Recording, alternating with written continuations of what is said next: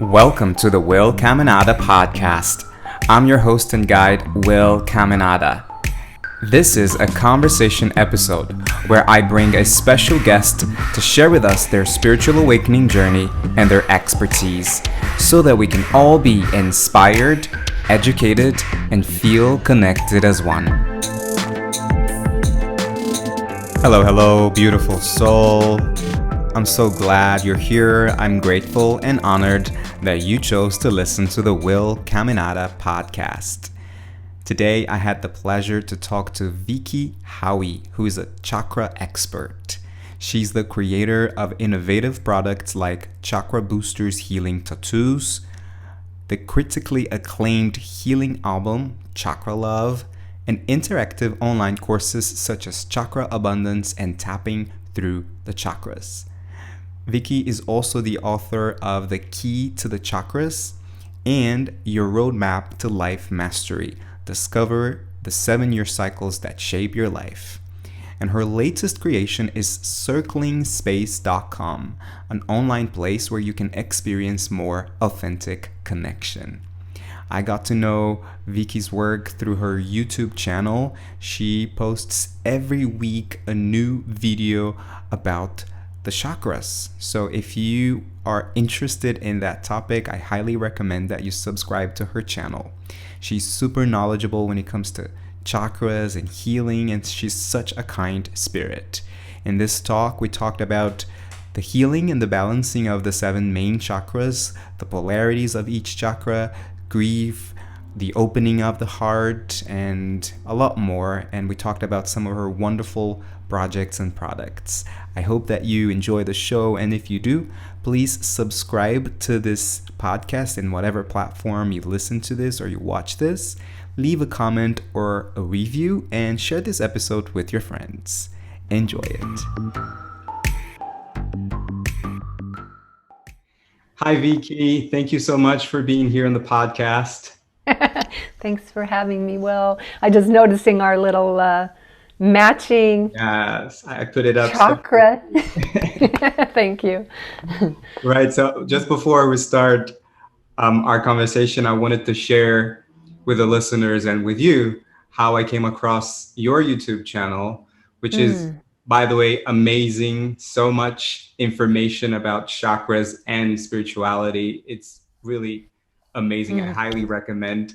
And I think it was last year that I started questioning how to pronounce correctly chakras. That's my funniest video. That is my hardest video because no one agrees, of course, and it's just Yeah, but it's like top 1 on my search. Like I thought I've always said chakra, but I thought, well, if it's CH, chair, channel, so it should be chakra. But then I thought it's a Sanskrit name, so maybe it's different. And so I looked it up to Google, and your video came up. I think it was one of the first ones, if not the first. And if I remember correctly, you said something like the correct one is chakra, but a lot of people say chakra. So it's actually, you want me to tell you? You want to bring your audience in on this? The secret? Okay, so there's actually, the Sanskrit sound is cha, like you said, it's cha. And but the sound is like an like a U kind of sound. So the true Sanskrit, and again, can't do the true. You'd have to be speaking with the proper accent and all that, but it would be basically, in my horrible American accent, it would be chakra, like an But I knew in the US they say chakra. Chakra, like that's the popular way. So I knew if I took both of those, if I did cha and it would blow people's brain. They would just go nuts with it, So I decided to take the CH, but the softer A. So I'm kind of doing an Americanized version, but the actual pronunciation just from Sanskrit is chakra. And in my earliest videos, I was kind of doing that. And then people would kind of comment or say something to me. And I was just like, I'm sticking with the CH thing because we need to re-educate ourselves about that. But the I decided to let that be a little more because I think I even just like the heart chakra sound of the sound. Yeah. Chakra. I'm going to try to say chakra then, because I after that I was like, okay, I'm going to try to say chakra, but I keep saying chakra. Chakras, yeah. Once we get it, and that isn't this to me. I'm sure you relate to this. I'm just looking to see if my glasses have all these lights on them, twinkle twinkle. The thing that I think is so interesting is I'm noticing more and more, and it has something to do with COVID somehow. It has something to do with this awakening that's happening, this new second coming of the age of Aquarius that's happening big time right now. And that is, I think we're becoming more aware of our habits. And I'm loving noticing things like that. Like I try to do one thing, like change a word or do something. And as it pops back up over and over again, I'm like, oh, okay. And then I start again. Can I bring awareness? Can I bring awareness? And you know, it's a sweet process, isn't it? How do we notice things more and love what we notice, so that I don't go, oh, I'm screwing it up again, or do you know what I mean? Like that's been the real process in all of the healing, the chakra healing or any other kind, has been, how can I be this loving observer of what I'm doing? So you know, so we try things and then we're like, oh, the word keeps coming back or something, and it just ultimately does it matter? You know, that's my ultimate is, does it matter? And it's fun to try to do things and change things and grow, but the more important thing is, are we loving ourselves wherever we're at? For me. Absolutely. And something you mentioned at the end of the video is like, it's more important to know what they mean and how we can be aware of these energy points and how they, you know, yes, work with it. Yes. So how did you get to become this chakras expert? When did you start learning about it? Were you always into spirituality? If you can share a little bit about your story, would be awesome. Yeah. Okay. So regarding the chakras, I was actually a reluctant student. I was a yoga teacher. I began teaching yoga around 2000 because I'd done it for quite a while at that point. And then soon after that, I think it was 2004 or 5, I started to do my first trainings. And I'm kind of a slow learner, especially with embodied things, root chakra things like physical yoga. I'm real, like chakras just came to me. They've been a natural, I was born to work with chakras, but embodiment's another story. And so I started to do these teacher trainings and they brought in chakras. And the chakras seemed very esoteric. They seemed very not applicable to my day-to-day life. I'm trying to not have so much light on my glasses here. Yeah, they seemed very not applicable to my day-to-day life. And they seemed like something I had to attain. There was like this hierarchy to them, and each one seemed separate, like I needed to know the meanings of this one, but it had nothing to do with that one, and it just wasn't landing for me. It wasn't, and so I actually would say I was a bit of a skeptic, or at least someone who was like, what's it mean in life? Who cares? Mm-hmm. But I kept taking these studies, and I'll just take these off for a second. I kept taking these studies, and as I took these, I literally took 3.5 teacher trainings, 3 full ones, half, and then started studying Anyasara, another form of yoga. So I did a lot of work with yoga and with chakras. Mm-hmm. And finally, I had a breakthrough. After being exposed, I realized I thought I had about 10 problems in my life, and I had one. It was a chronically weak root chakra. So you know what I mean? It was showing up, if anyone watching, if you have root issues, they're often connected to trauma in your earliest life or something you brought in from another lifetime. And they show up in ways of not being stable or steady in things, often in knees, bowels, lower back, feet, you know, leg type problems.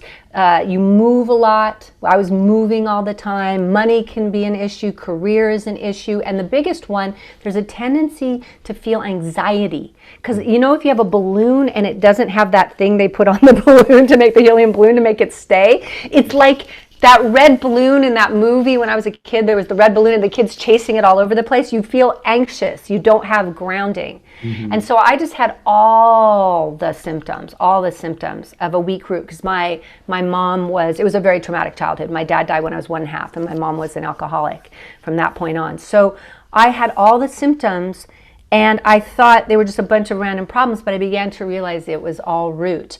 And I started to really believe in these chakras and how they related to this being that I am in this lifetime. Right. Yeah. Yeah. How's that been for you? Like, what was your, like, aha around chakras or your embodiment?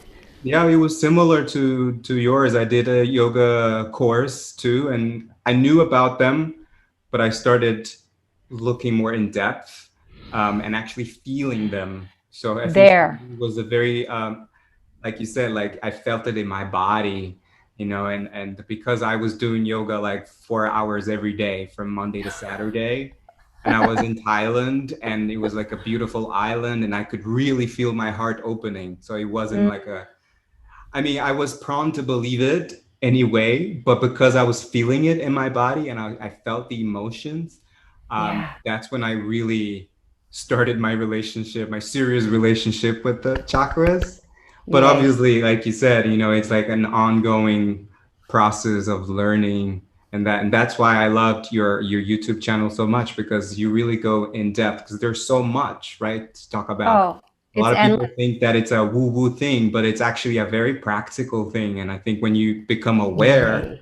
it works. We work together with the energy, right? Yes, yes, it's the map. It's the only true map we have that's an unbiased map. If you Google chakras, it comes from China and Germany and Brazil and the US and Australia, anywhere. It's like chakras are across the board. And the number 7 is the lucky number, Yeah. because my book around the the life cycles, the 7-year cycles. So it's really just at the base of who we are on an energetic level. And the truth is, I drive my friends crazy because I cannot look at anything, Will, without getting a chakra interpretation of it. Yeah. Like, I always Or see, the because the side, if chakra, it's masculine or feminine, where yeah, which is for me chakras again, because you have, in your embodied experience, you have 3 masculine, 3 feminine chakras, and then 1 unified crown energy that, and it unifies here first in the third eye. yeah. So you have these So 3 can you chakras name of which each. ones are masculine and which ones are feminine? Do you want to play with that? Do you want to feel into what you think so that we can play with Sure. it, or do you want me to just answer? Let's do this. And if anyone listening, they can try So something. what do you think? Let's start with root and what root's about, and then you tell me if you think it's masculine or not. I think it's masculine. Yeah, it's the stability. Now a lot of people think root, it relates to Mother Earth because it's all about Earth. It's an Earth element. And so people think, oh, therefore it's got to be feminine. It is feminine in the Shakti Shiva sense. Shiva is the consciousness. Shakti is everything that's manifest in the yogic world. So that just means energy or matter. But once you get into the matter, you have masculine and feminine pulsations, right? You have masculine outward energies and feminine inward energies. You have masculine success energies, or, conquer this, and you have feminine relational energies. It's like, so the root is the first, and I equate it to the father energy. It's the stable one. It's not the one who's going to fight for you, but it's so much and go out and fight the world, but it protects you. It puts the moat around the castle. And it's the stability. It's stable. It's the part of us that's consistent. It's the part we can rely on. It's just solid. It's the mountain. It's the rock. It's the earth. So it's very masculine. It's the first masculine. Now, it's easy to figure out the rest. I'm just going to give it away for the fun of it, because we pulsate. Isn't this great? We literally go masculine, feminine, masculine, feminine, masculine, feminine. So no wonder we're nuts. Right? I don't know about anyone else out there, but I'm crazy balancing these energies, right? Because we've got, just in the lower part of us, our 2 lowest, where sexuality takes place a lot on a physical level. You've got an energy of stability, and then literally after root, sacral is almost everything opposite of root. Like, give me a root quality, and then let's talk about how sacral's opposite of that. Root is practical. Practical, and sacral is playful and totally impractical, like completely, like who cares? Right. What else do you feel in the root? Grounding. And sacral is the flow. It's the water moving. It's totally ungrounded. Without a container, sacral will flood. Yeah.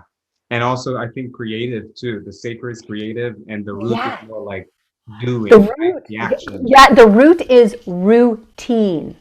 The root is habit. The root is addiction. The root is unconscious. It's what our body does in its normal, habitual sense. Because up here is the opposite of root. You have total awareness, no habit, everything's free, open, and aware. Down here, you have unawareness and a tendency to just do things on an unconscious, habitual routine. The word root's right in their level. So you have routine versus creativity. Perfect. You Yeah. see? And we could go on. We could do 10 words literally right now, and they would all be like that, right? The sacral is about variety, and the root is about the sameness.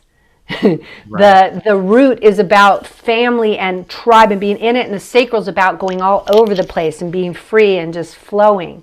And like not letting your family put you into anything, or and I mean you can just go on and on and on. Go up, Yeah. perhaps. Okay, let's go up. Let's go up. So we have, so basically we have earth, masculine earth. We have the first, and the first feminine is water. It's the womb of creativity. It's the muse. It's where women give birth. And yeah, so then we have the next one, solar plexus, which is the yellow. We, by the way, have red, orange, yellow. Now the element is fire. Yeah. And the fire, okay, you can just feel fire, the nature of fire. Is it feminine or is it masculine? Masculine. Yeah, it fire goes for it. And this is the kind of fire that is like firepower. Like when you have a gun, that's it's pointed, because this is very pointed energy. This is warrior energy. So now you have like the protective father who's just the centurion, just staying there at home at the root. But once you get to the solar, now he's going to go out and fight. He's going to conquer. He's going to fight the dragon.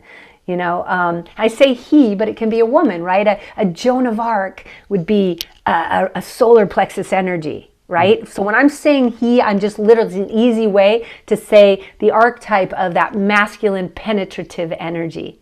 Yeah. Right? Yeah. And that way we don't get caught up with, relationships, heterosexual or gay relationships, or I don't even want to get into that realm because I love it all, so I'm like, let's just talk about energies and how we all have these energies. Yeah. So we're back to masculine. Now we're the younger, more impetuous, more angry, more aggressive. In the spiritual world, well, I find that, and I'm going to ask you about how you embrace this within yourself. But I find that this is the hardest thing for people to embrace because, it is the aggressive. I mean, everything we are is God. Yeah. Night needs day and sweetness needs aggression and it all. You watch nature and it has all of it. But we, of course, as humans like to categorize and we get like, I only want to be nice. I don't want to be mean, or I don't want to have aggressive energy. And so this is the hardest one I feel. When I work with my chakra tattoos, if I go to an event that's very spiritual, it's the root but especially the solar, especially a women's event.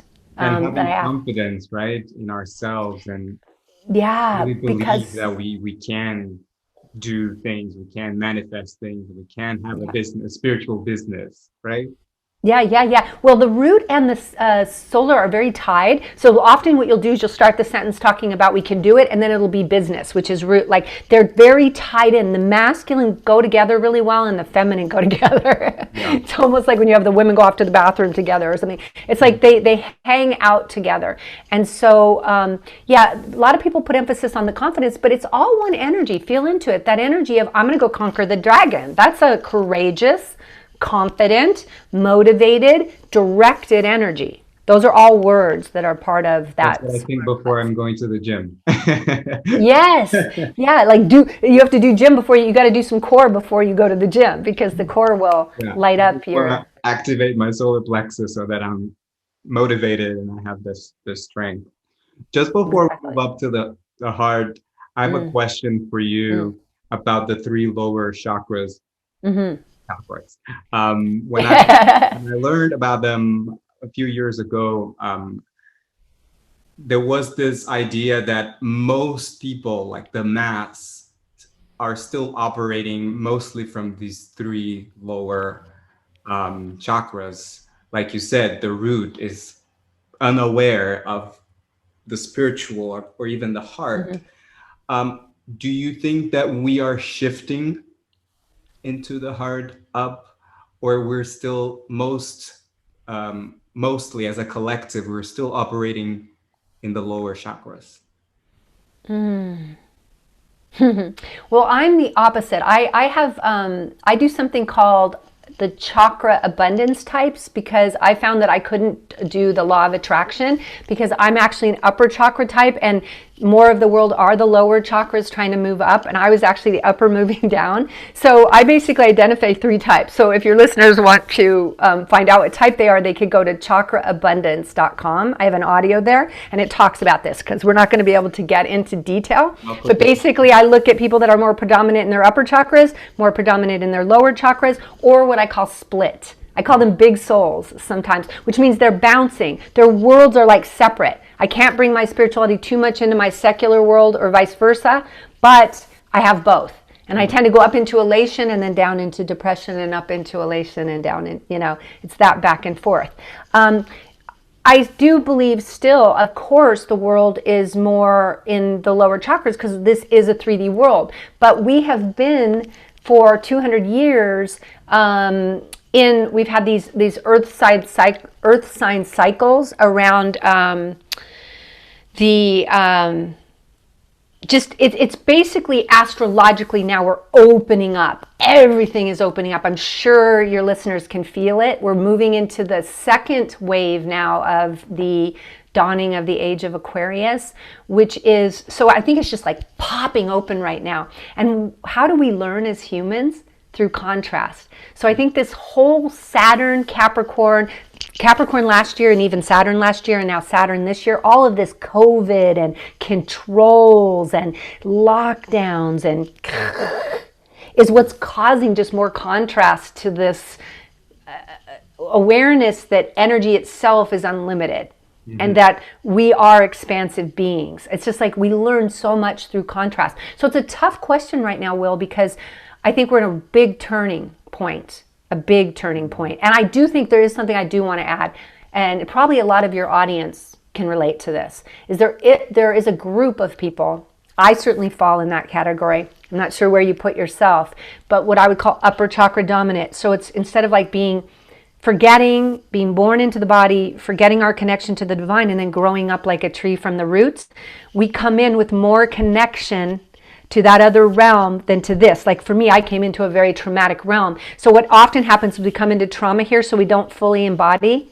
Mm-hmm. And it's probably all divinely designed, right? So we come in and we're actually parachuting down.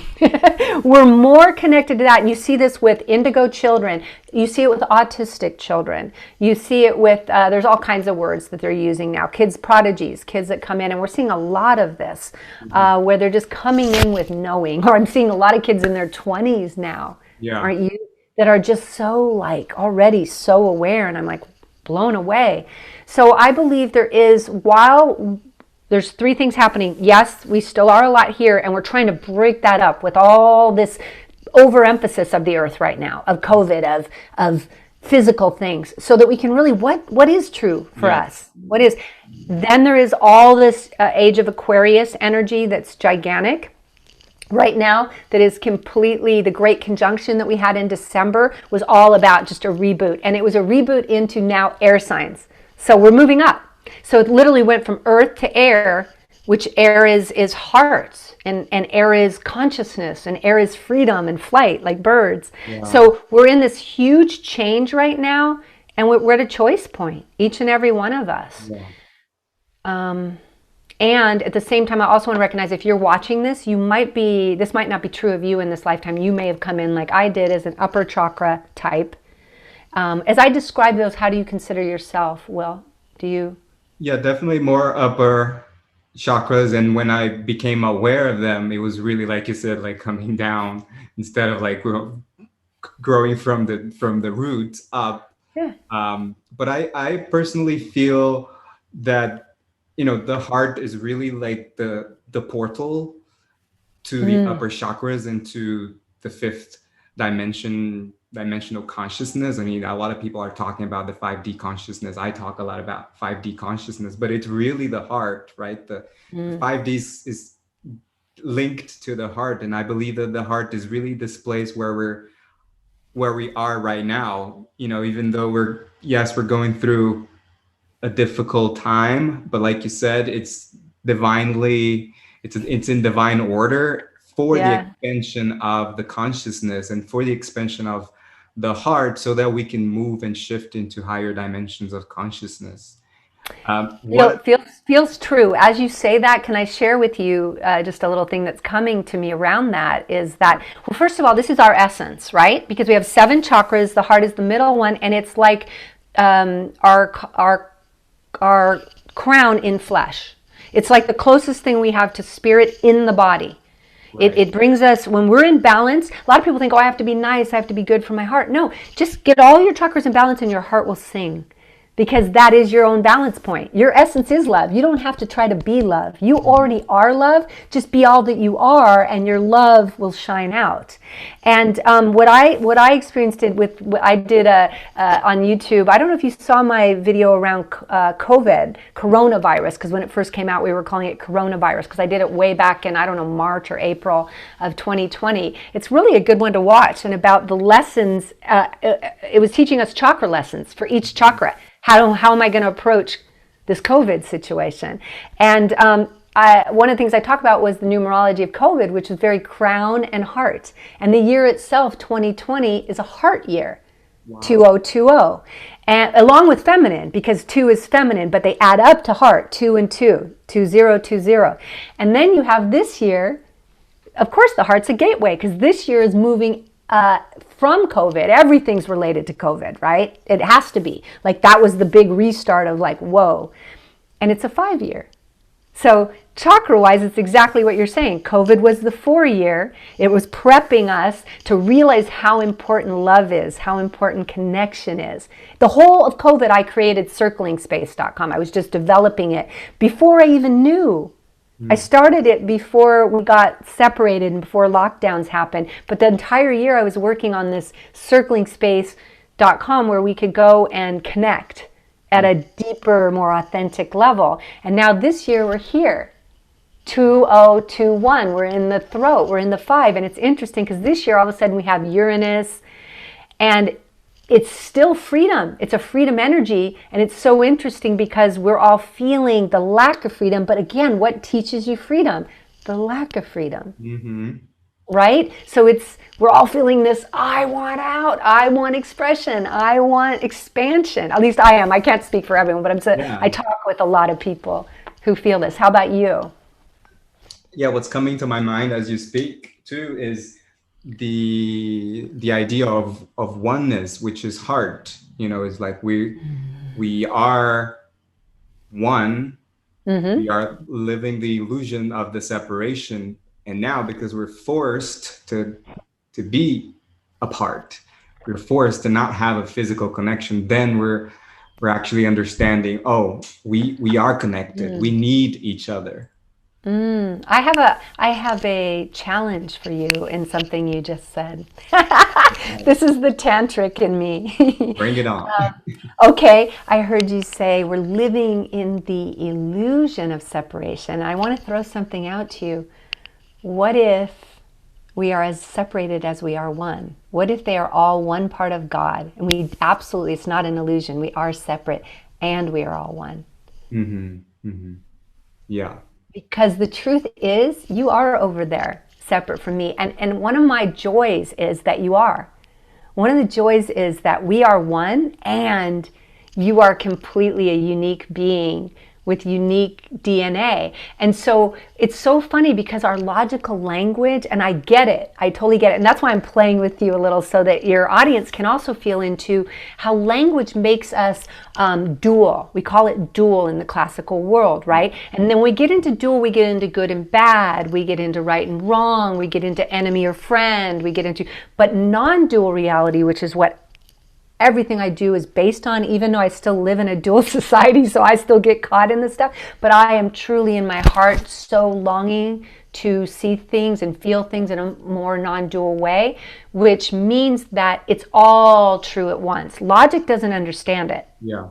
Because God doesn't go by logic. God is just all. It's all true at once. Like this shirt, people might go, why is she wearing a white shirt? She's all about colors and chakras. Mm-hmm. Well, this white shirt has every color in it because white is all the colors. Yeah. White spirit up here contains, spirit isn't separate from us or our body or something better than. Spirit energy, the white energy, is all the colors. It's everything that we are. It's our dark, our light, our good, our bad. Yeah. You know, like I just like, you can say this is my love. Like Tantra is my love, because Tantra to me is the end of war. Mm-hmm. Tantra to me is, it's all good. Whatever your sexual preferences, whatever your way of life that where you want to live, whatever your cultural background is, no matter all of it, it's all good, because it's all. Does that make sense? Like that just really resonates in my Yeah. heart. Yeah. Which is the principle of the chakras too, which is all one, right? We're talking about them separate, but they're actually all one and they're all necessary. Like this is something I often talk about when I'm talking about chakras or teaching. There is no one better or worse. That's the dualistic mind, right? That we've been programmed in this Mm-hmm. the world, but it's really all one, and we are all of that, and all of them are important. And harmony is kind of the goal, even though harmony is like an ongoing process, right? Yes, yes, yes. It's a process. We are a process. I like to say we are verbs, not nouns. we Yeah. feel like we're nouns. I get that. Again, we're back to that. We feel like that, and the truth is, I just did it myself right there. Did you hear that? I was just completely doing the same thing. That was dualistic. We are nouns and we're verbs, but relating to the verb part of us is harder than relating to the noun part of us. But the relating to the verb part of us is the part that gives us the ongoing connection to our spirit that's always expanding, right? Because we're never the same person, even at the end of a sentence. Like I'm a different person than I was a sentence ago, because Yeah. I'm here with you and you're influencing me. Like, look at that smile. So I'm just kind of like, so we're always in process, and yet I can feel this noun part of me. It feels solid. It feels like I'm just here. I'm a thing. I'm an it. you know. Mhm. So yeah, I love these contradictions, and I totally agree. And to me, everything can be. I love the chakra model because, again, like I said, I can put the chakra model on anything.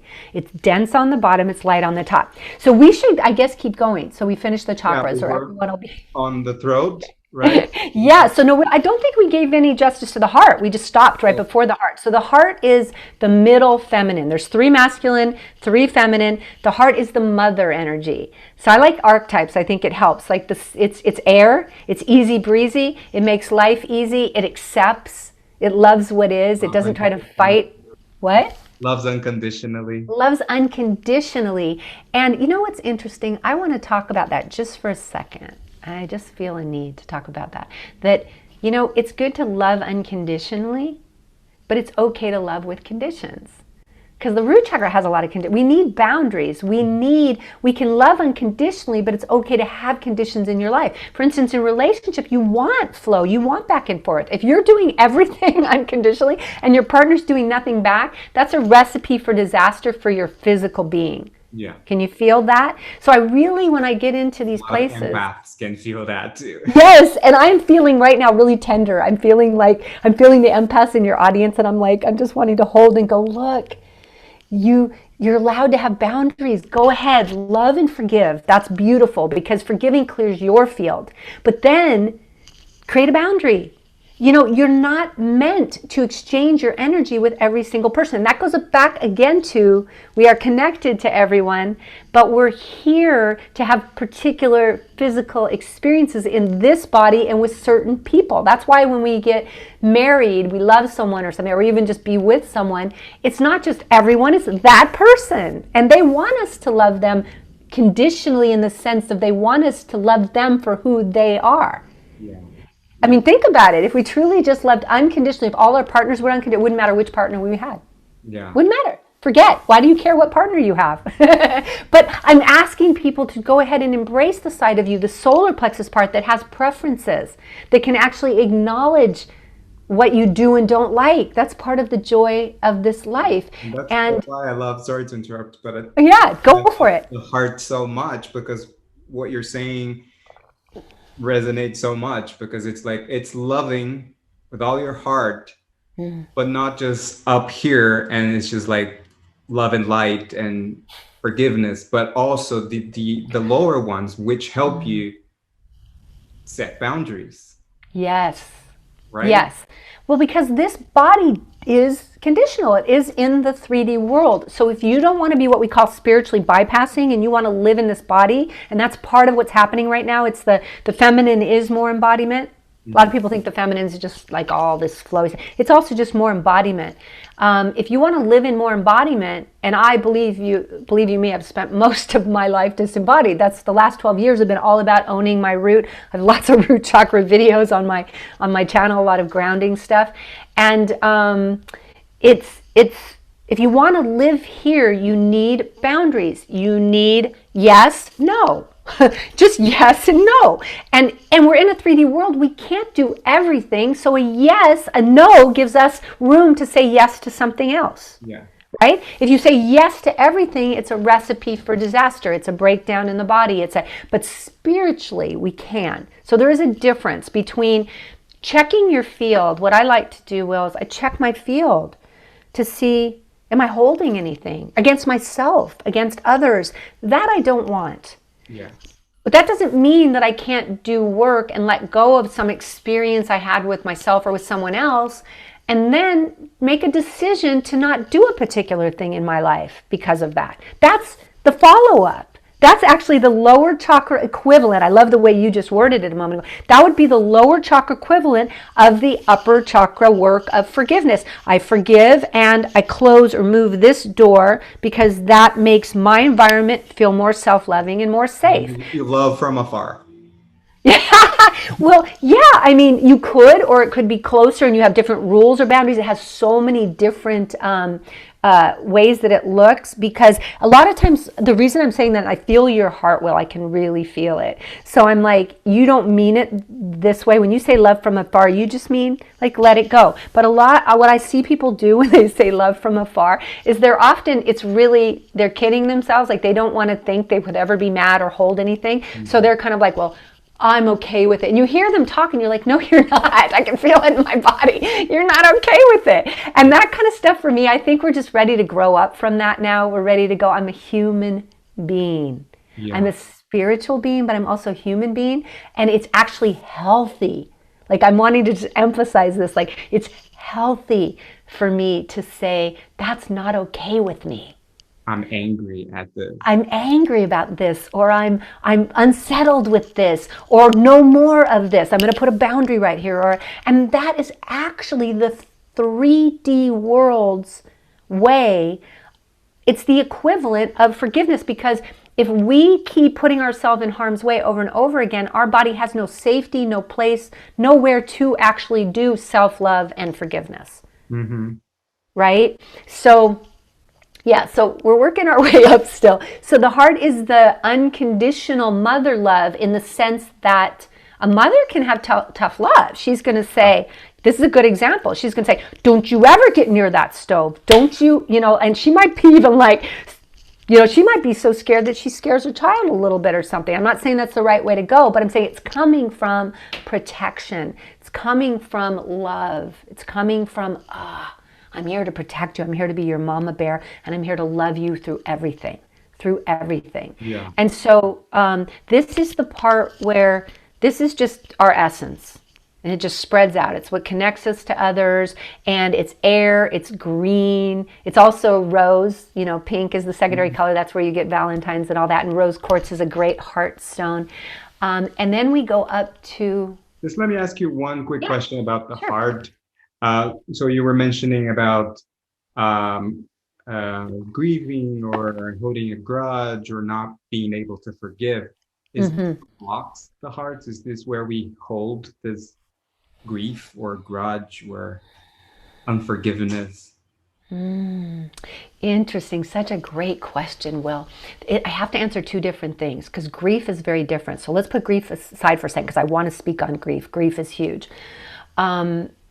But yeah, unforgiveness. What happens is you've got the solar plexus right here and the heart here. They're opposites again. We have that opposite energy going again. The solar plexus wants to make differentiation between you and me. And it wants to project and blame you and make sure that I'm not what you are. You know what I mean? Like, it does this, like, you did this to me, but I didn't do it to you, kind of thing. So the solar plexus can block the heart. But in another way, having a strong open solar plexus, not projecting. This is why I love shadow work, because shadow work takes back our projections and opens our own heart toward ourselves. Mm-hmm. Love it, love it, love it. And when we do that, we really open. So yes, the unforgiveness always starts, I'm going to say always even, because this is like, these are laws of energy, starts with self. So if there's something you're not forgiving someone else of, and I have a feeling this might not be popular, but I'm going to say it. Just be nice, you guys. Don't get me too hard. This has been my experience over and over again, because I did some pioneering work with Debbie Ford. She's passed now, but she was the big shadow work teacher, and I worked with her a fair amount. And I've done a lot more work with shadow since then. I've got a lot of videos on my YouTube channel around shadow that are my favorite on the channel probably. And what happens is, let me just say real quick with shadow, when we grow up, there's certain parts of us that aren't accepted usually by the people around us. And maybe about us too. We might look at our parents and get judgmental at a young age, and then we don't want to be like them or whatever. So we do it too, but often it's our parents saying, don't be greedy. Don't try to eat all that cookie yourself. We're a kid, of course we want to eat the cookie ourselves. You know what I mean? Like, that's okay. That's passion. That's life. That's wanting to eat the cookie, right? But it becomes this bad thing. I'm greedy. So then we can never be greedy. So then we're afraid to want things in life, right? That's just one. And then maybe we're told that we're bossy. We're a little girl and we're bossy. And then dad doesn't like it when I'm bossy. So now I can't be in charge and see, and it goes on and on and on and on. So then I get into a business, and there's a woman, and she's my boss, and she's actually bossy in her nature. She's fiery. She's like, so I'm going to go, oh, she's so bossy. Oh, like, but it's really because I can't let my own bossiness exist. So our inability to deal with another it's always back here. The work is always here, to come back to self. And once we come back to self, now, maybe she really is bossy, and there's an actual part of her that's kind of cutting and not very hard and more solar plexus. Well, once I heal my own solar plexus around it, and I'm okay with my own bossy, then I can put up a nice safe boundary but that's not okay with me, that treatment. I'm not projecting out on her and saying, I'm not losing it. I'm just like, I see that part in me, and I see where bossy has a role, and I see where being assertive has a role. And in this environment, I need more support, and that's not okay with me. And it comes from a very relaxed place. When you have shadow, it doesn't come from, and you often see it in family fights, right? Because we put our shadow on each other real easily in families and tight units. Does that make sense? Because before I go on to grief, because I feel like shadow can be confusing. Do you think I've been clear about it? Yeah. Okay, well, let me tell you really quickly just one thing that we do in circling space, and it sounds we don't do it in every circle. We obviously don't do it in beginner circles, but we work our way to it, and I just love it. We project on people light shadow and dark shadow, right? The light shadow are the things somehow my container got smaller when I was little. I danced on a table, and my parents told me, you just want everyone to look at you. Stop doing that, and then I thought, I can't have people look at me. Right? So then I see a celebrity who likes people looking at them, and I look at them and I go, wow, you're so confident in public, right? But I don't see myself that way, right? So what I would say, let's say I saw you that way, when I say, well, you're so confident in public, I would say, I'd like to give you a compliment. May I share it? And then I have to own it back, though. This is the cool thing. I say, Will, I see you as someone who's really confident in public. And then I have to say, just like me. So whether it's a dark shadow or a light shadow, my mom's being judgmental. If I say to my mom, I say to someone, I would like to share, so I have a judgment, would you like to hear it? And they can say no. If they say yeah, you say, I'm judging you right now as being judgmental. And so how is that for a funny one, right? And then you go, really just like me. That must be really impactful when you're doing this with relatives, right? Well, yeah, obviously you don't have safe environments. That's why I love circling space so much. We have so many different safe environment, exercises that we do and stuff. And it sounds tough, but it's not. It resolves things that would be going back and forth for years in literally a minute.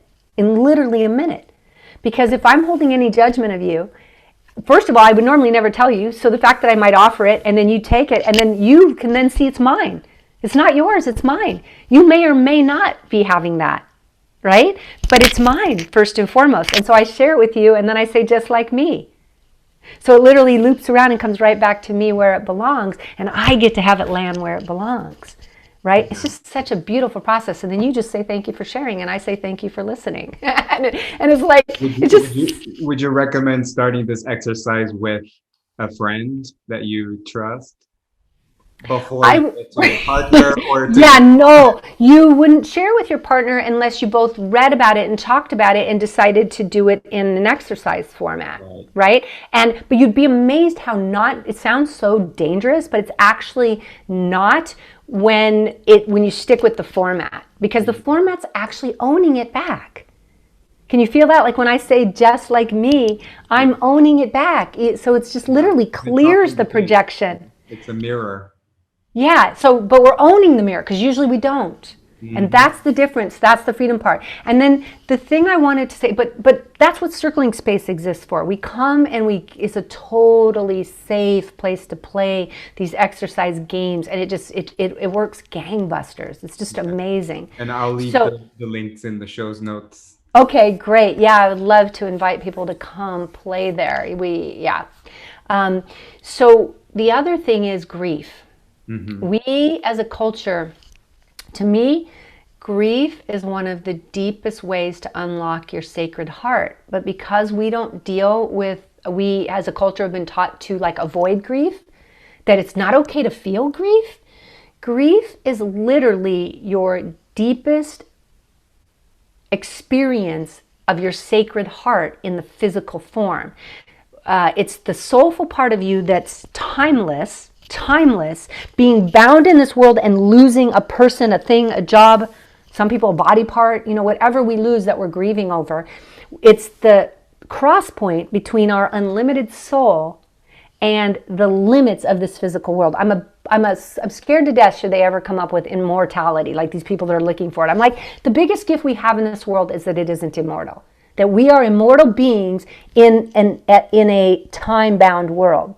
Because if I really love you and you pass, when you pass, I'm facing the physical limits while still feeling the unlimited, unconditional love, while still feeling my love. And it is the depth to grieve to the point where you just feel into your love for the person. But we don't encourage people to feel into the love. We do in a few cultures. I had a friend talking about her Maori culture and how they really celebrate the person that's passed, but not in the Western world, we don't. And so we lose a real chance to just dive into our hearts, because grief is you feeling your sacred heart, the depth of your heart, the unlimitedness of the love, even though the person has passed, the love hasn't. Yes. So grief is actually a huge rite of passage when you allow yourself to fall fully into the love and the loss. So when you don't, is that when the heart chakra gets quote unquote blocked? There are so many reasons that the heart chakra can be blocked, and it can already be blocked and then you don't allow yourself to grieve, because what happens is usually energy states are already there. Like often people will say, I'm this way because this happened. No, maybe this happened because your energy field is this way, because energy's first. We forget this sometimes. I think we're getting better about this now. Energy is always first, then matter. Yeah. But there is a cyclical relationship. So like when you were doing yoga, I was doing a lot of yoga too. I taught yoga for many, many years, and I would do a lot of poses that would give me grounding and root chakra. So I was using the outer shapes to bring energy back into me. And then that energy would help me bring out a new, more rooted self, more grounded self. You see, so we can work from the outside in as well. But the initial thing, if you choose between matter and energy, is energy's first in the most primal sense. But yet, as I'm saying it again, I'm almost being dualistic again, right? They all exist at once. So use whichever one works for you. You work from the outside in, work from the inside out. Be aware of all of it. But I would like people to realize that just love, like just if you get an opportunity, have some other people you love around you and allow yourself to just grieve, and you will get to know the depth of your heart. Yeah. Because it can't stop at this physical world. It's longing to be with that pet or that family member that's passed, right? And so that's the heart. That's the heart. I think we did that quite a bit. Yeah, yeah. And I love that you went deep in grief. It's something that I talk a lot about too. I've experienced the death of my father when I was 8. And so I feel like my heart is pretty open today because I've allowed myself to feel the grief and grow from that traumatic experience, and really understand that it's, like you said, all energy. Even though like he's not here physically, we're still connected. You know, he's still guiding me. But yeah, thanks so much for talking about grief. We went a little bit off the and grief is totally the heart chakra gift that most of us miss. So I really wanted to bring that up. And then forgiveness and watching the projection. When we project, it takes us out of our heart. When we own back our projections and remember that anything we're feeling for another is starting over here. Anything we're feeling for, that's the highest heart work, is to be, and not to then take it back to ourselves and then judge ourselves. Yeah. That's no good either. But to bring it back to ourselves and be compassionate and loving, and then more loving to the other person. We're just all just human. We're just trying to make our way here. Yeah. It's just, so then we have the highest masculine, the throat chakra, which is the energy of this year. With Uranus, it's who knows what's going to happen. It's the 5th dimension. It's because here's where the magic begins. And I like to look at it this way. Here we are, and we're wide, right? From there down. And all of a sudden, we get real skinny, little filter zone here. This is called purity. Vishuddha, the name means purity. And it's literally, a lot of people used to think, oh, purifying is if only the best mantras and things can be said. I don't think of it that way. I think it's like only our truth. We have to let go of all the BS. We have to let go of, I mean, it also filters mantras, and you do music. I do music with mantras in them, in my Chakra Love album. So it has those sacred aspects, but let's just think of it day to day. It's where we get rid of the BS. I'm not going to pretend to be something I'm not anymore. There's only one me in this universe. There's only one you, whoever's listening and watching if you're on YouTube. And you owe it to us and to yourself to be you and to let go of. Now, what does that mean? Again, we're back to process. I don't believe there's one purpose in life. I don't believe there's one thing that we are this process constantly unfolding. So even truth is a spectrum.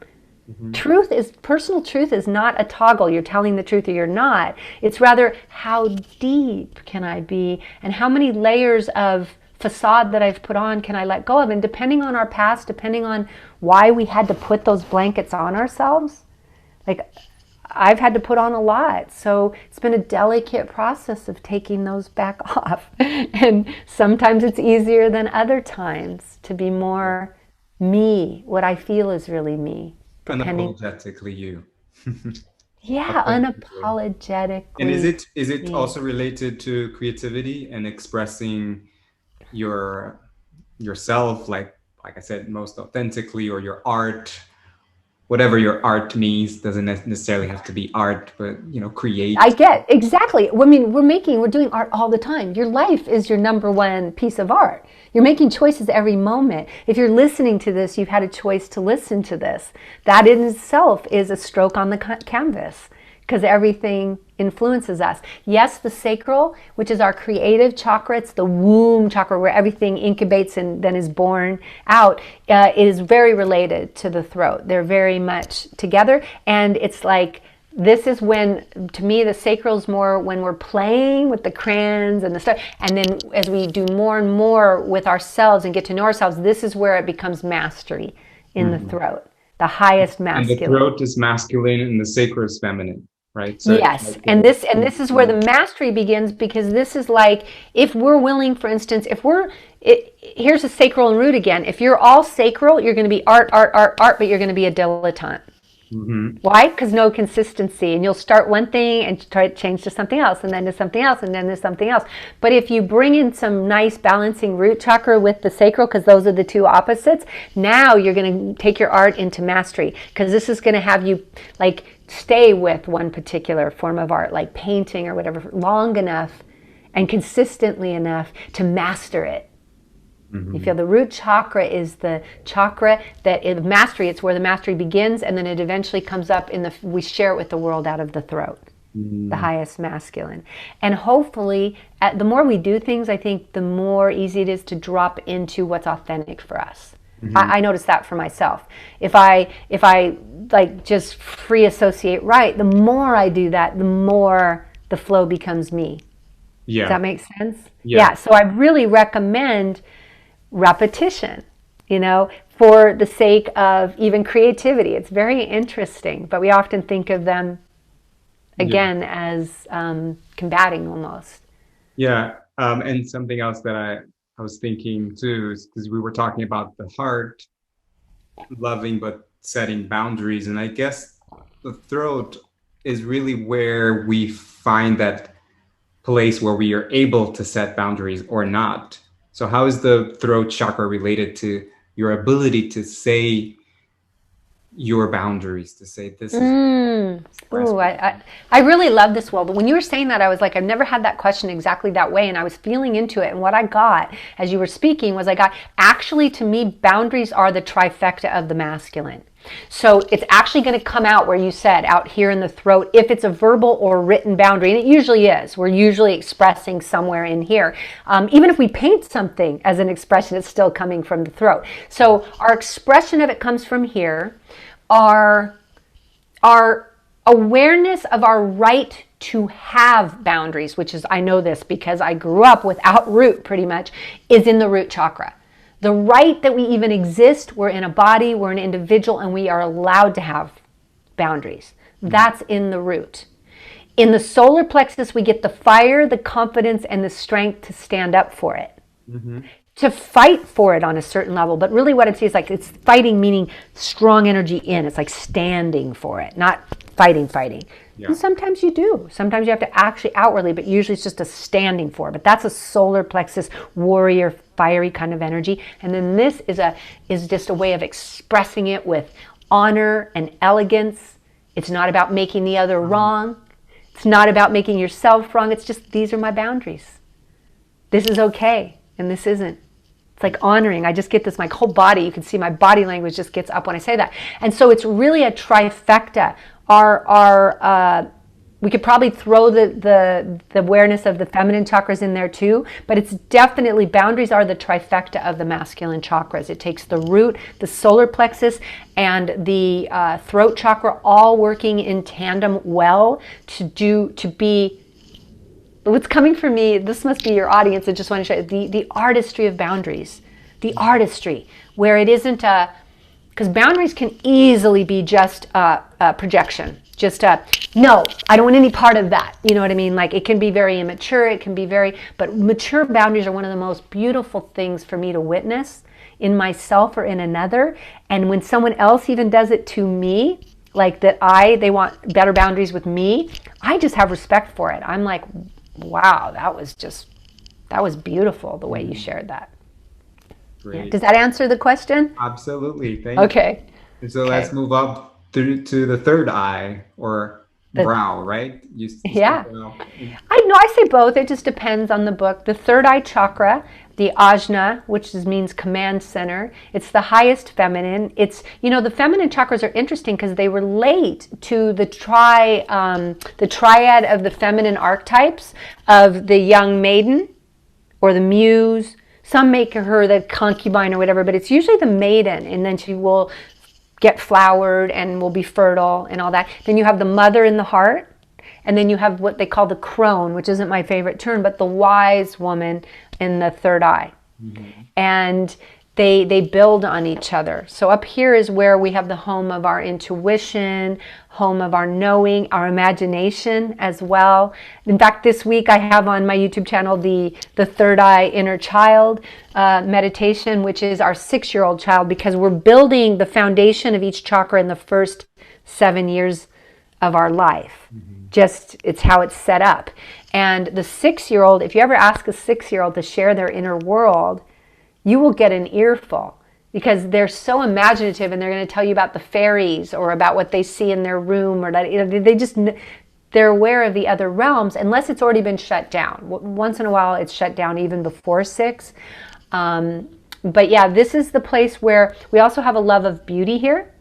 The third eye opens because it's the eyes of love, the feminine eyes. It's like the heart eyes, right, coming out. Whereas the solar plexus are the eyes of discernment.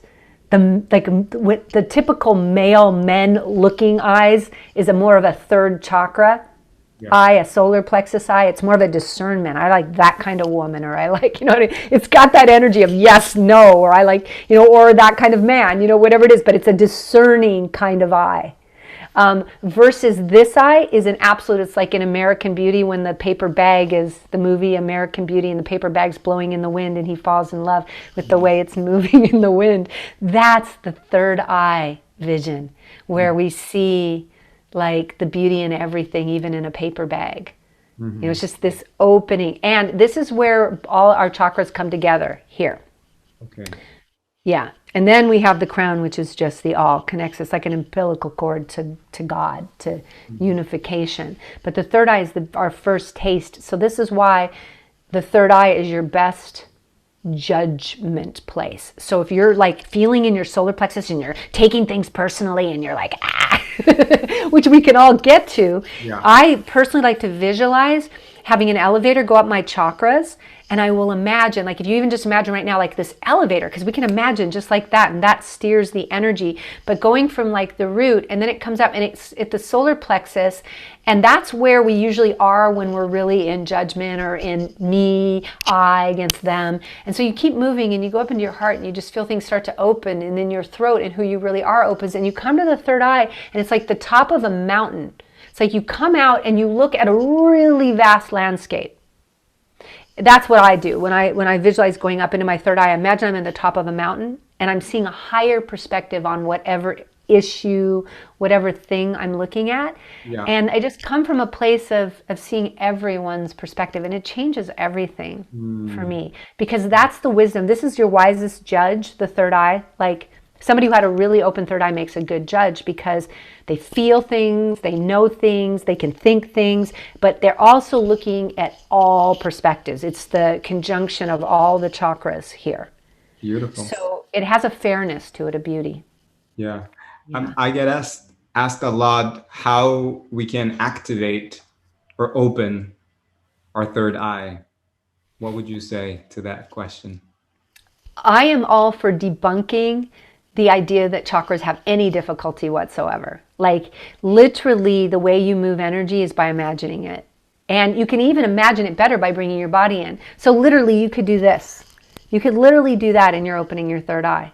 Like, and since we might be on audio only, what I'm doing, guys, right now is I'm literally like just pretending like I'm opening, stretching the top of the middle of my forehead. I'm just taking my hands and raking them outward and opening this, because it's easy to do this with the crown as well too. I love visualizing a sunroof at the top of your head, and you imagine you're like just pushing a button and the sunroof is just sliding open and sunshine is just raining down into that, down through every cell of your body. And as you imagine that, you are literally doing it. There's nothing else to do. And one would say, yeah, but I'm just imagining it. It's not real. Like I'm an empath and I feel people super physically, super strong. And I have friends that do this as well sometimes. And sometimes we'll feel each other so much. And one friend of mine, he's like, I can just feel you so much when we do that. And I'm like, well, yeah, but it's real. And he's like, no, but I'm just imagining. I'm like,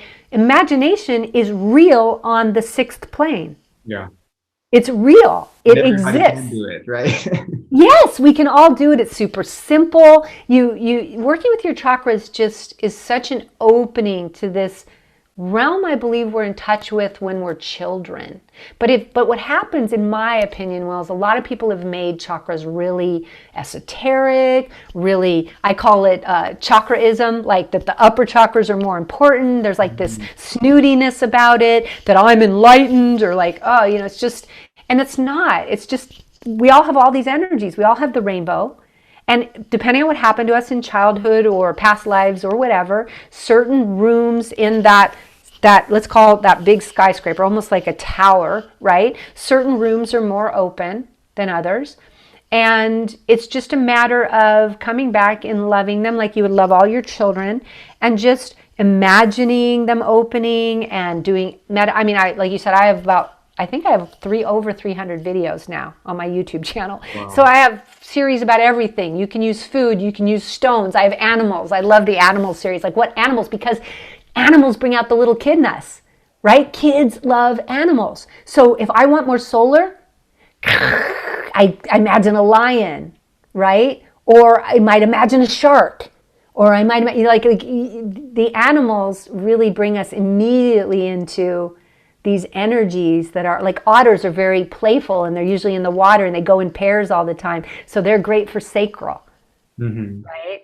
Elephants are very root chakra. They're slow and heavy and dependable. And as people imagine, they're doing it. They are using their third eye, right? Yes. Their imagination. They're doing it. They're literally shifting. If we could hook up to machines that could measure that, if you're listening right now, imagine just like a lion in your solar plexus, like that energy of like, what do you want to pounce on? What do you want to go after?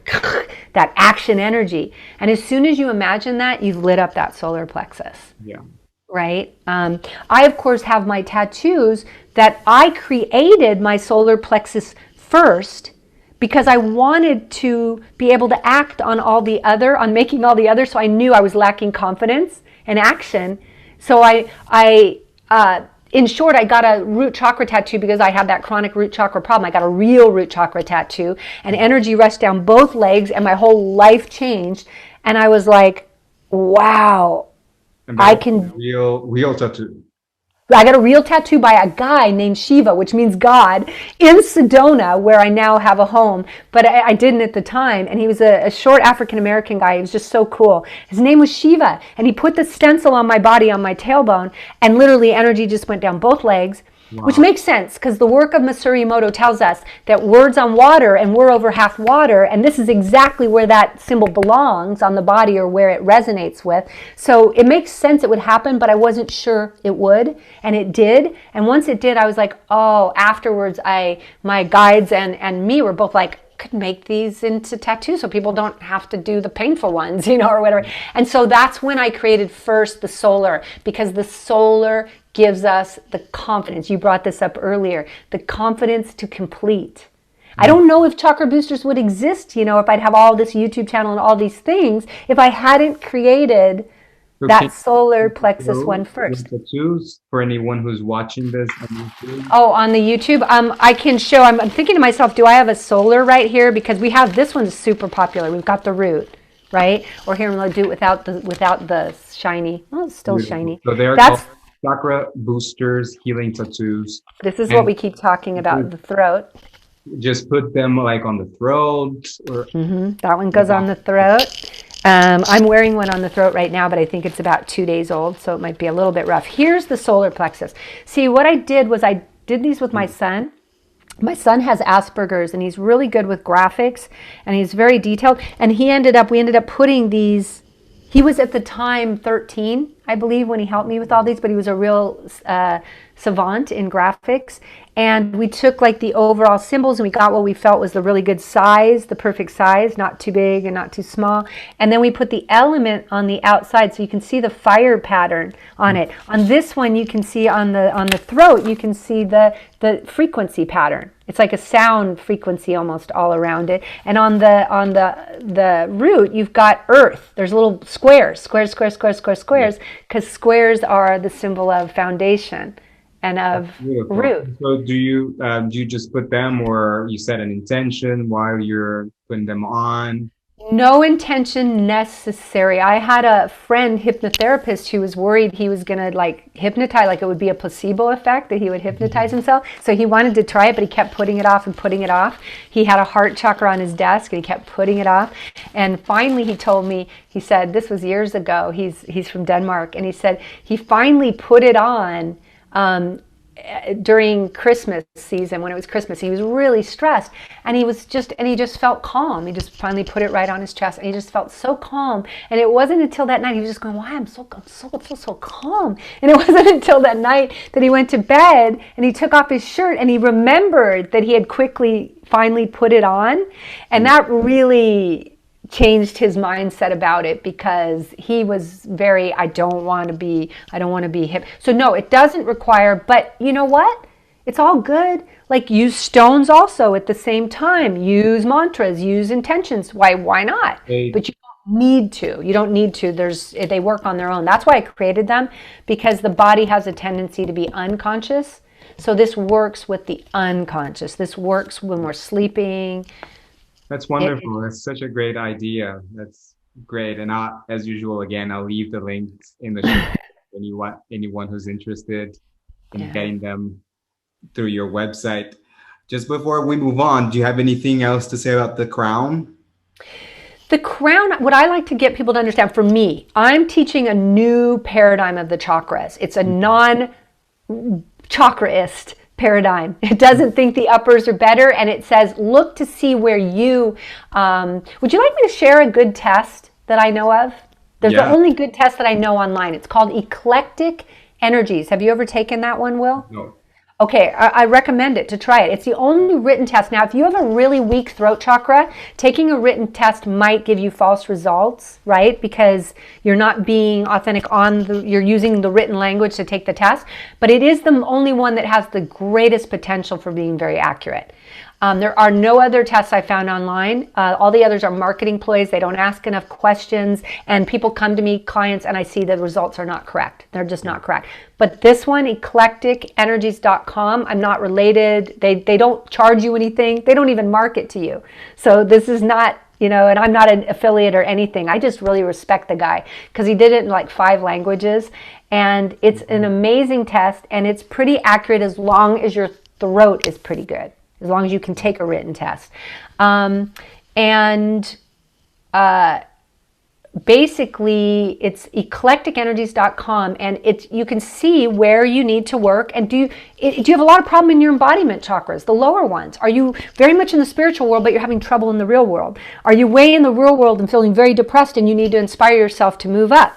Are you up and down, but you're not in the middle? You don't have confidence in who you are, and you can't bring those two worlds together. You're frightened to bring those two worlds together. And that's just a few of the profiles that you can find. But what I want to say about my way of looking at the chakras are that I kind of go crown separate from the other 6.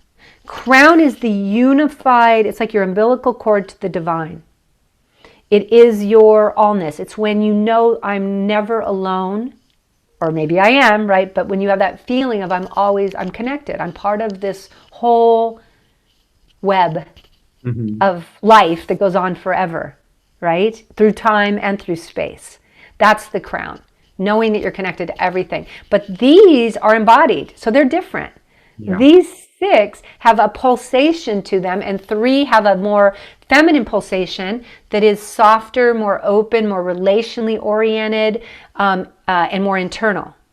The 3 masculine chakras, root, solar, and throat, have a more outward. They want to climb a mountain. They want to go after something. They're more external. They're less relational and more independent. Yeah. Can you feel that? And the two together, as Tony Robbins likes to say, what does he say? The art of fulfillment and the science of success, or something like that. This is basically saying the same thing in a way. The masculine chakras are what are going to help you affect your world, your physical world. And the feminine chakras are going to, once you affect your physical world, you can enjoy it. Yeah. If you have only feminine, the bill collectors are coming and saying, like, you're not functioning in the real world. If you have only masculine, you might have millions of dollars and still want to jump out a window, because you don't have the fulfillment behind it. I think I've heard this before. It's like you are light, but you still have to pay your bills. Like Exactly what I'm talking about. Exactly. And we're coming to this age with all this Capricorn energy and all this COVID and everything we're doing right now, I think, is trying to teach us to finally combine the two. Even this year in the astrology, because I do energy reports every month as well too, and the astrology this year is basically, if we take a loose orb, Uranus and Saturn, which is like root, and Uranus, which is throat, right? They're at odds all year. They're squaring off. And there's 3 exact squares. One was on the 17th of February already. That was the first one. I know the last one, I think it's like June 14th and then December, 24th. That's pretty darn close. Those are like the exact dates, but in a loose orb, they're at it all year long. And it basically it's like old world versus new world. The father, the older father, and the young son that just wants to go for it and do something different. This young son, he's a danger to himself. He wants to get in the car and race, and he's not even being careful. And this guy's being so careful, he's not even living. So somehow in this dialogue between them, can we feel these parts within ourselves, and can we bring them to respect each other? Can we get that wild, risk-taking part of ourselves to listen to the part of us, the root, that wants some safety and wants some consistency and wants to build something? And can we get that part of us that wants to build something to enjoy the wild freedom and open possibilities of that fifth dimension? I think this is a perfect time to ask you a question that I got from someone from my community. So yesterday I posted on my Instagram that I was going to interview you and asked if they had any specific questions. And this one comes from Matteo from Italy. And he's asking how to live in balance with the upper and lower chakras. The quickest thing that comes to me, because I like really tangible answers. I spent too many years being intangible. So now is to tap, which is, again, I also do tapping circles at circlingspace.com. You can literally, you'll have to come and do it with me, Will, so you can come tell everyone about it. But tapping is, what happens is, when I see people spiritually bypass, we often spiritually bypass. So we say, so this part of us forgives somebody, but our body's still holding the grudge. Because our body's the part that gets hurt. The 3D self, our ego, our body, all that part gets hurt. This part's really okay. It really is. So it forgives, but this part doesn't get the memo. So that's very common too, like in the initial phases of awakening. And then you start realizing that there's this whole world out here. And you're just so happy. And you start meditating, and then you want to meditate, and that's all you want to do, right? Yeah, it does. It quickly can become an escape if we don't. And so let me just say this real quick. I just love this. That's a great question, first of all, because I talk about this a lot on my channel as well, too. Because the upper chakras, you know what the upper chakra agenda is? It's freedom and expansion and change. It's this. This is the upper chakra agenda. Do you know what the lower chakra agenda is? Not change, homeostasis. Your body only wants to remain the same. Your body is built on homeostasis. Your body is doing its best to not change a thing. It wants the same temperature. It wants the same heart rate. It wants to keep you the same. So these two are innately at war, so to speak. So that was a good question that Matteo asked. They are innately at war, but they're not. They're on the same team. So the easiest way I know to bring them together is to do tapping, because tapping taps on the physical body, but it calms energetically. So the body doesn't like change. So as we express about change and about negative things or shadow things, we tap. And as we're tapping, the body is being brought into the process. And so it's kind of like, let me give you an analogy if I can. You know how you get that difference between a parent and a teenager, and they just can't listen to each other because the parent's looking at a more wider view of life or something. The teenager's like, just get off my back. I just want to do this right now, right? The teenagers in this case is like the body, and the parent is more like the spirit. And it sounds like that. They sound like that to each other. Wah, wah, wah. They're not listening. But if the parent can do something, physically take teenager somewhere. The parent can sit down with the kid and play the video games they like to play or do something that actually calms their system or makes them feel heard. Then they a dialogue starts to happen, right? Well, that's what tapping is. Tapping is the energetic, so the upper chakra language of the body. And it's got like over 200 studies on how it's helped with PTSD, with everything. First of all, you don't even have to say a word. You just do this and it will calm your body. But if you start to add words, you use words that would normally upset you. So even though I'm upset about whatever, I deeply and completely love and accept myself. And as we do that, my body literally begins to also calm around that upsetness. So pretty soon, I'm associating calm with this idea that would normally like make my body alerted. And so it's just, I've found it's there's several, but that's my favorite one since we're probably running out of time here, tapping. And I have that at Circling Space. So if someone joins me there, I'll make sure you have the offers where they can just come and do it, on a trial offer. And Vicki, I could talk to you for hours. Me, you. It was a great conversation. Thank you so much. Actually, I would love for you to just briefly talk about your book, because we were meant to talk about your book. You have 2 books, right? Yes, I have The Key to the Chakras that's not mine. Well, to be honest, because a publisher asked me to do it as part of a series. So the sad thing is, it's really popular on Amazon, but I don't think they're printing it anymore because it was part of this series they let go of. And although if you're watching, you can still get it. But I don't own it. I have to buy it myself. That's literally. So it's my book, and I'm glad I got that information out there, but it's not really. And then my next book that I downloaded in 2012 around these chakra life cycles. We have 2 chakras that are predominant every year of our life that we develop from. That one I decided not to do through a publisher because I just wanted to own it. So I self-published. And I'll just show it to everyone. If you want, this deserves its own time for us to just talk.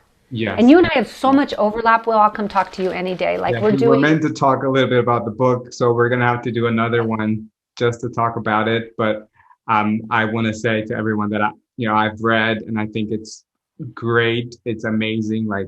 Even if you're not so much aware of the chakras, this interview in itself, you can learn a lot about it. And I thought it was great for self-reflection too, in our journeys, this life, and also to look ahead in our journeys too, in the future, we can become more aware of those cycles and the chakras. And one thing that came to my mind too when I was reading, I think it's great for parents too. Yes. And I'm not a parent yet, but I want to be.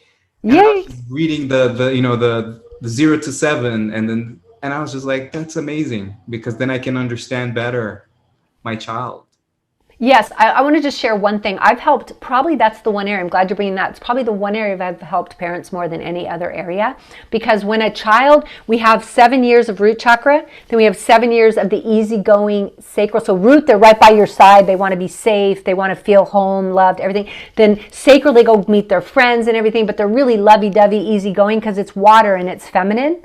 Right? But then you get to 15 and you hit the fire, and the fire is basically, if I used only that finger, and the fire is like, screw you, keep out, they put up the sign. That's when you get that teenage energy, right? And what I tell parents, I'm going to just end on this because this is, and maybe we'll even bring it back next time we talk about it. But if you have a teen, you're not alone. It's happening to you. It happens to all parents. And it's a good sign, okay? When they get really fiery at that end of the 14th year, in the 15th year, they are just stepping into the fire. And it's like when you first get matches and you don't know what to do with them and you're burning everybody because you really don't know what to do with them. But what I tell parents that really helps them see this differently is your child is being disrespectful to you because they respect you. Now, here's why. Because he or she respects you. Because like a bum on the street gives them their opinion and they're like, whatever, who cares? But when they grow up with you for 14 years and then they come into the independent, I've got to figure it out on my own, fiery, screw you kind of energy, like fiery, do it myself. suddenly they've got to figure out, how do I separate my beliefs from everything I've been taught by my parents? And they look up to you, but they still got to find their own way. So they know, because they look up to you, they're going to hear you too well. So instead of listening at all, they go, na, na, na, na, na, na, na, na. So the actual disrespect, where they just put their hand in your face, is actually respect. Mm-hmm. Because if they didn't respect you, they wouldn't worry about hearing your opinion. But because they know how much your opinion, so it's a matter of letting go of the control you had when they were in their sacral cycle. Once they hit their fire, they need a lot of room, and you've got to be real respectful of their fire and kind of go more into your water, more like, ask them more what they want, why they want it. Ask them more questions, not less. And if they see you as a threat, let that be okay. Let it be, because in a way we are, as parents. That's just the truth. In a way we're a threat, because we've done 14 years of molding. And when they hit 15, they've got from 15 to 21, they're in that cycle of figuring out what they believe. What they believe, their independent self. And in some ways they have to push our stuff aside to discover that. So it's this good sign that your child's developing when they start to get very, let me do my own thing. And the more room that, I don't mean room, permissive room, but I mean, you don't try to control their perceptions or even like you're not on top of them. Now they're building their independence. Yeah, I felt like it's a really in-depth work, beautiful work that you've done. Also, because you mentioned about the predominant chakras in each year too. So I highly recommend, and anyone can find it in your website, right? Yeah, this one in particular I haven't even put out in the world yet. So it's only at chakraboosters.com. Chakraboosters.com. They can get it as the best way that people can connect with you. Well, the best way they can connect with me right now, Will, is actually my brand new, just a couple weeks old, circlingspace.com, because I've been on this side doing this kind of stuff with my videos, but not with you. Like, this is fun. I love this. Like, you and I are in a mini circle right now. Not really, because if we were in a circle, you would have talked way more. This is more of your interview of me. But when people come to Circle, we get to interact. And so I'm really inviting people to come to Circle, because this is the wave of the future. All of us flying our own unique It's the age flag. of Aquarius. The age of Aquarius. It's about being connected without making ourselves the same. It's about being connected and letting ourselves be totally different and enjoying those differences. And that's at circlingspace.com. I show up and I'm just there to interact. I'm not, if they're really into chakras, it's all about my YouTube channel and chakraboosters.com. I'll put the links in the show's notes. Great. Vicki, I want to acknowledge you for the wonderful work that you're doing and you're putting out into the world. Most importantly, the fact that you've gone through your own healing journey and you've learned all that you've learned, but you're sharing this open-heartedly with such kindness and love. So I thank you so much for this conversation. I want to bring you back to talk about your book. And anytime. Thank you, and I appreciate you. And I appreciate you too, Will, and thank you for sharing and being this channel. And you're on a beautiful path, and I'll come back anytime. So, thank you so much. Much love. Much love to you, and thank you everyone for listening and watching today. Thanks for listening to this episode. If you would like to learn more about Vicki's work, you can go to her website, www.chakraboosters.com. Make sure you follow her on YouTube for her Chakra Weekly videos. And as usual, you can find all the links on the show's notes.